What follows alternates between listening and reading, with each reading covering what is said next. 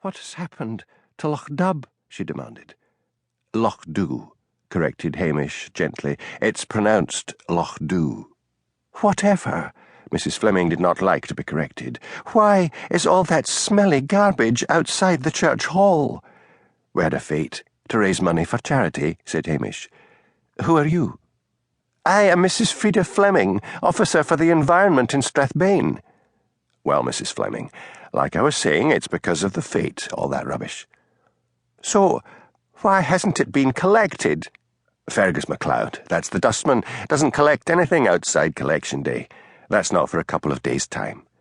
"We'll see about that. Where does he live?"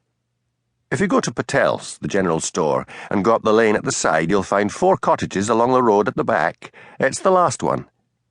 "And why aren't you in uniform?"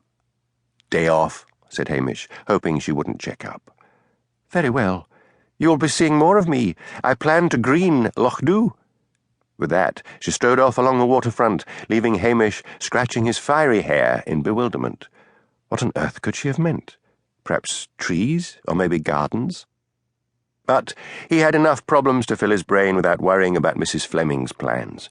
Behind him, and, he hoped, manning the police office, was his new constable, Graeme. Clary was a lazy slob.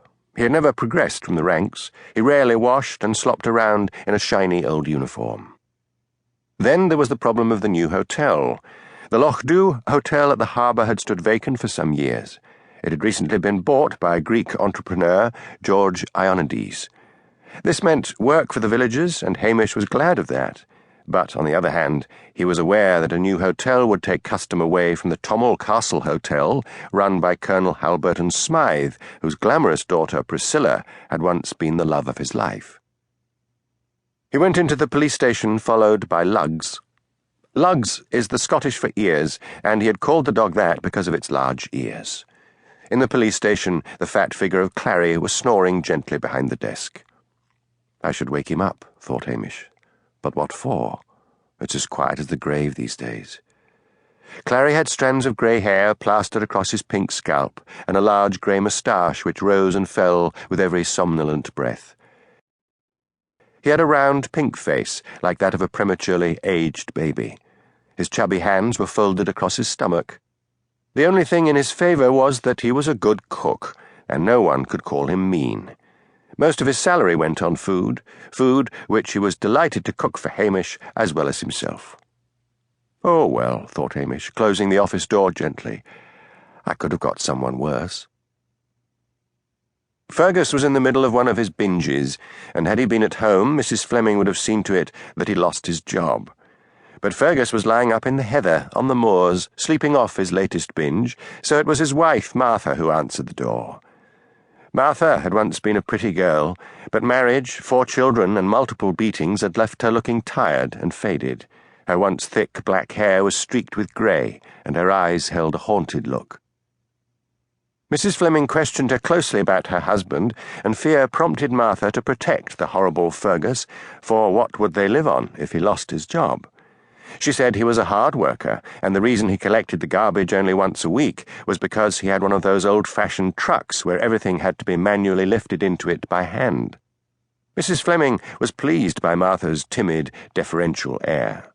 She gave Martha her card and said that Fergus was to report to the council offices at 11 the following morning. "We must see about getting him a new truck," she said graciously. "I have plans for Lochdubh."